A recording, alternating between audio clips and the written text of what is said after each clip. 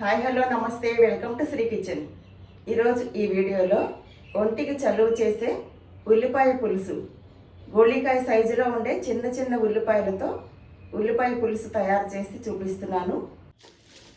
ఇటువంటి చిన్న చిన్న ఉల్లిపాయలు దొరికాయనుకోండి, ఇలాంటి ఉల్లిపాయలతో ఉల్లిపాయ పులుసు బాగుంటుంది. ఎందుకంటే ఈ చిన్న ఉల్లిపాయలు ఘాటు ఎక్కువగా ఉంటాయి. చూసారా గోళీకాయ సైజులో చిన్న చిన్నగా ఎంత బాగున్నాయో. ఇటువంటి చిన్న ఉల్లిపాయ దొరకకపోతే మీకు ఏ ఉల్లిపాయ దొరికితే అటువంటి ఉల్లిపాయతో మీరు ఉల్లిపాయ పులుసు పెట్టుకోవచ్చు. ఈ ఉల్లిపాయలు తొక్కవలు చేసి పాయపడంగా ఉల్లిపాయ పులుసు పెట్టుకోవచ్చు. తొక్కవలిచాక చూపిస్తాను. వర్కింగ్ ఉమెన్స్ అయితే కొంచెం ముందుగానే ఇలా ఉల్లిపాయ ఒలిచేసేసుకుని ఒక బాక్స్లో మూత పెట్టేసి ఫ్రిడ్జ్లో స్టోర్ చేసుకున్నారనుకోండి, వాళ్ళకి టైం సేవ్ అవుతారు. ఎందుకంటే చిన్న చిన్న ఉల్లిపాయ కదా, కొంచెం తొక్కలు వలవటానికి టైం పడుతుంది. ఇప్పుడు ఈ మాత్రం చింతపండు శుభ్రంగా కడిగేసి వాటర్లో నానబెడుతున్నాను. ఒక నిమ్మకాయ సైజు చింతపండు ముందుగానే కొంచెం వాటర్ పోసి నానబెట్టి పక్కన పెడుతున్నాను. ఇప్పుడు ముందుగా స్టవ్ ఆన్ చేసి ప్యాన్ పెట్టుకుని, ప్యాన్ వేడెక్కాక 3-4 స్పూన్స్ వరకు ఆయిల్ వేసి, ఇప్పుడు ఆయిల్ వేడెక్కింది. ముందుగా ఒలిచి రెడీగా పెట్టుకున్నాం కదా చిన్న చిన్న ఉల్లిపాయలు, తొక్క తీసేసి ఇలాగా ఒలిచి రెడీగా పెట్టుకున్నాం కదా, ఈ ఉల్లిపాయల్ని ప్యాన్లో వేస్తున్నాను. స్టవ్ని లో ఫ్లేమ్లో పెట్టుకుని ఉల్లిపాయలు కదుపుతూ వేగనివ్వాలి. కొంచెం పచ్చివాసన పోయే వరకు వేగితే సరిపోతుంది. ఉల్లిపాయలు ఇన్నే వేసుకోవాలని కొలతంటూ ఏమీ లేదండి, మనకి కావలసినట్టుగా వేసుకోవచ్చు. ఇవైతే 1/2 కేజీకి పైనే ఉన్నాయి, 1/2 కేజీ కొంచెం తక్కువ ఉండొచ్చు. అలాగే ఒక 3-4 పచ్చిమిర్చి వేస్తున్నాను. అలాగే కొంచెం కరివేపాకు కదుపుతూ వేగనివ్వాలి. ఉల్లిపాయ వేగుతుంటే భలే మంచి ఉల్లిపాయ వాసన వస్తుంది. అందులో చిన్న ఉల్లిపాయలు కొంచెం ఘాటు ఎక్కువ ఉంటాయండి. ఇలా ఉల్లిపాయ పులుసుకి అయితే బాగుంటాయి. సాంబార్ ఉల్లిపాయలు అంటారు కదా, చిన్న చిన్న ఉల్లిపాయలు చూడటానికి కూడా బాగుంటాయి. చిన్నపిల్లలు తినడానికి కూడా పాయపడంగా తినడానికి బాగుంటాయి కదా. కొంతమంది ప్యాన్ పెట్టగానే పోపు కూడా ఇందులోనే ముందు స్టార్టింగ్లో వేసేసి ఇలా ఉల్లిపాయ వేయిస్తారు. అలా వేసుకోవచ్చు, కాకపోతే కొంచెం కారం దిగిపోతుందండి. ఇంట్లో చిన్నపిల్లలు కానీ పెద్దవాళ్ళు కానీ తినలేని వాళ్ళు, కారం తినలేని వాళ్ళు ఉన్నారనుకోండి, ఎక్కువ కారం ఉల్లిపాయ ఉడికేసరికి కారం దిగిపోతుంది. అందుకని ఫైనల్గా వేసుకోవటం బెటరు. ఒక 3 మినిట్స్ స్టవ్ లో ఫ్లేమ్లో పెట్టి మూత పెడుతున్నాను. ఇప్పుడు 3 మినిట్స్ తర్వాత మూత తీసి చూస్తే ఉల్లిపాయలు అంతా మగ్గాయి. చూసారా ఎంత చక్కగా మగ్గాయో.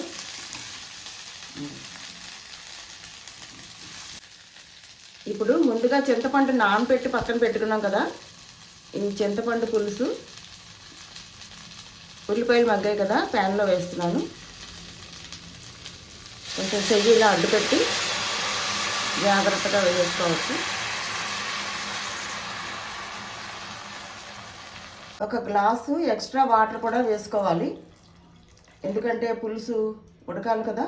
అలాగే ఈ మాత్రం బెల్లం కూడా పడుతుంది. ఉల్లిపాయ పులుసులో బెల్లం బాగుంటుందండి, చాలా రుచిగా ఉంటుంది. ఇప్పుడు స్టవ్ని మీడియం ఫ్లేమ్లోకి మార్చుకొని ఉల్లిపాయలు పులుసులో పాటు ఉడకనివ్వాలి. చిటికెడు పసుపు, రుచికి సరిపడా సాల్ట్. ఉల్లిపాయ పులుసు కడుపుకి చల్లవ కదండి, అట్ల తద్దప్పుడు ఉండ్రాలు తద్దప్పుడు తప్పనిసరిగా చేసుకుంటూ ఉంటారు చాలామంది. ఉల్లిపాయ పులుసుకి కాంబినేషన్గా కందిపప్పు పచ్చడి, గోంగూర పచ్చడి, నువ్వుల పొడి, ఇలాంటి కాంబినేషన్తో ఉల్లిపాయ పులుసు తింటే చాలా రుచిగా ఉంటుంది. ముద్దపప్పు వండుకుని నెయ్యి వేసుకుని, ముద్దపప్పు నెయ్యి వేసుకుని పక్కన ఇలా ఉల్లిపాయ పులుసు పెట్టుకుని తింటారు చాలామంది. అది కూడా చాలా టేస్టీగా ఉంటుంది. అంతేకాకుండా చపాతీలో కూడా చాలా రుచిగా ఉంటుంది ఉల్లిపాయ పులుసు. ఇప్పుడు స్టవ్ లో ఫ్లేమ్లో పెట్టి ఒక 10 మినిట్స్ మూత పెట్టేస్తున్నాను. ఇప్పుడు 15 మినిట్స్ తర్వాత మూత తీసి చూస్తున్నాను. చూసారా ఉల్లిపాయలు చక్కగా ఉడికి ఎంత బాగున్నాయో. ఉల్లిపాయ పులుసు పుల్ల పుల్లగా, కారం కారంగా, తీయగా, ఉల్లిపాయ ఫ్లేవర్తో చాలా టేస్టీగా ఉంటుందండి. బెల్లం వేయటం వల్ల ఉల్లిపాయ పులుసు చాలా రుచిగా ఉంటుంది. బెల్లం తినము అనుకునే వాళ్ళు స్కిప్ చేసేవచ్చు.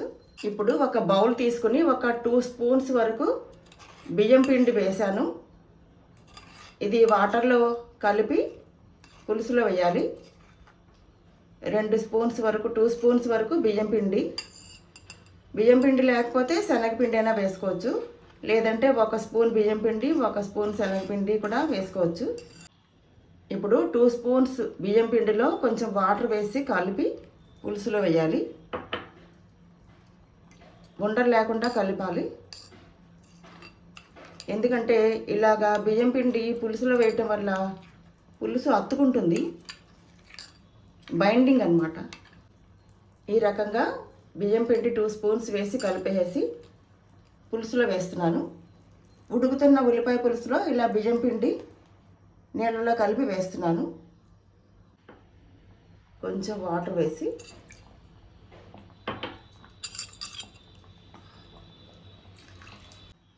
ఒకసారి ఇదంతా కూడా ఈ మిశ్రమాన్ని కలిపేసుకోవాలి. ఇలా వేయటం వల్ల పులుసు అత్తుకుంటుంది. బియ్యం పిండి కానీ శనగపిండి కానీ ఏదైనా వేసుకోవచ్చు. అవసరం అనుకుంటే 1 గ్లాస్ వాటర్ కూడా వేసుకోవచ్చు. బియ్యం పిండి కూడా 2 స్పూన్స్ వరకు సరిపోతుందండి. ఎక్కువ వేసారనుకోండి చిక్క పడిపోతుంది. మీకు కావలసిన కన్సిస్టెన్సీ చూసుకుని దాన్ని బట్టి వేసుకుంటే సరిపోతుంది. ఇప్పుడు స్టవ్ని లో ఫ్లేమ్లో పెట్టి కాసేపు మూత పెట్టేసి ఉడకనివ్వాలి. గరిట ఇలా వారగా పెట్టి అప్పుడు మూత పెట్టాలండి, లేకపోతే బయటికి పొంగిపోతుంది. ఎందుకంటే పిండి పెట్టాక బయటికి పొంగిపోతుంది. పిండి పెట్టినంతసేపు మూత పెట్టినా ప్రాబ్లం ఏమి ఉండదు. ఇప్పుడు మనం బియ్యం పిండి పెట్టాం కాబట్టి ఇలా వారగా గరిట పెట్టేసి స్టవ్ లో ఫ్లేమ్లో పెట్టి మూత పెడుతున్నాను. ఇలా పెట్టడం వల్ల బయటికి పొంగదు. నేను కొంచెం అవసరమైన దానికన్నా పెద్ద ప్యాన్లోనే కుకింగ్ చేస్తూ ఉంటానండి. ఎందుకంటే కొంచెం చుట్టూ నీట్గా ఉంటుంది కదా, బయటికి పొంగిపోకుండా ఉంటాయి కదా. ఇప్పుడు స్టవ్ లో ఫ్లేమ్లో ఉంది. ఉల్లిపాయ పులుసు బియ్యం పిండి ఇవన్నీ కలిపి ఉడుకుతున్నాయి కదా. ఒక 10 మినిట్స్ ఆగాక స్టవ్ ఆపేయవచ్చు. ఇప్పుడు 10 మినిట్స్ తర్వాత మూత తీసి చూస్తున్నాను. చూసారా పులుసు అంతా దగ్గర పడింది. ఇప్పుడు స్టవ్ ఆఫ్ చేసేస్తున్నాను. ఇప్పుడు ఉల్లిపాయ పులుసుకి పోపు పెట్టుకోవాలి.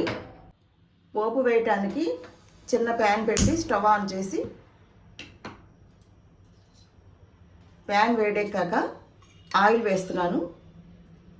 ఒక 2 స్పూన్స్ వరకు పోపు వేగటానికి ఆయిల్ పడుతుంది. ఇప్పుడు ఆయిల్ వేడెక్కింది. ముందుగా 1/2 స్పూన్ ఆవాలు,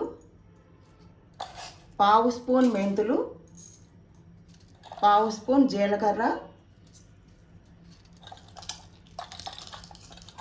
ఎర్రమిరపకాయ ముక్కలు ఒక 3-4 మీ కారానికి తగ్గట్టుగా వేసుకోవచ్చు. ఈ ఇంగువ స్పెషల్ ఇంగువ అండి. పచ్చళ్ళకి స్పెషల్గా ఇంగువ తీసుకుంటాం కదా, అదనమాట. అందుకని ఎక్కువ పట్టదు, ఘాటు ఎక్కువగా ఉంటుంది. ఈ స్పెషల్ ఇంగువ పచ్చళ్ళలోనే కాకుండా వంటల్లో కూడా బాగుంటుంది. పోపు వేగుతుంటే మంచి ఇంగువ వాసన వస్తుంది. ఇప్పుడు చిటపటలాడుతోంది, పోపు వేగింది. స్టవ్ ఆఫ్ చేసేస్తున్నాను. ఫైనల్గా కొంచెం కరివేపాకు ఉంటే కొత్తిమీర. ఇప్పుడు ఈ పోపు పులుసులో వేసేస్తున్నాను.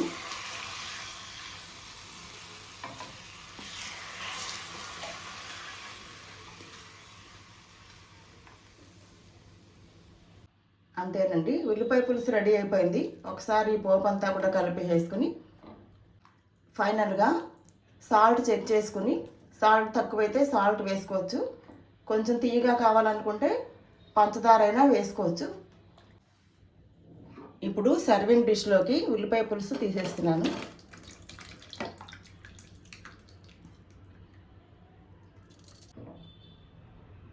అంతేనండి, గుమ్మగుమ్మలాడే ఉల్లిపాయ పులుసు రెడీ అయిపోయింది. చపాతీలో కూడా చాలా రుచిగా ఉంటుంది. ఉల్లిపాయ పులుసు చేసుకున్న రోజు కన్నా కూడా నెక్స్ట్ డేకి ఇంకా బాగుంటుందండి. ఎందుకంటే ఇందులో ఉన్న ఉల్లిపాయలు ఊరతాయి కదా, దానివల్ల చాలా రుచిగా ఉంటాయి ఉల్లిపాయలు. పులుసు అయితే చాలా రుచిగా ఉంటుంది నెక్స్ట్ డేకి. అంతేనండి, మీరు కూడా తప్పకుండా ట్రై చేయండి. అదండి, చూసారు కదా ఉల్లిపాయ పులుసు. మీరు కూడా తప్పకుండా ట్రై చేయండి.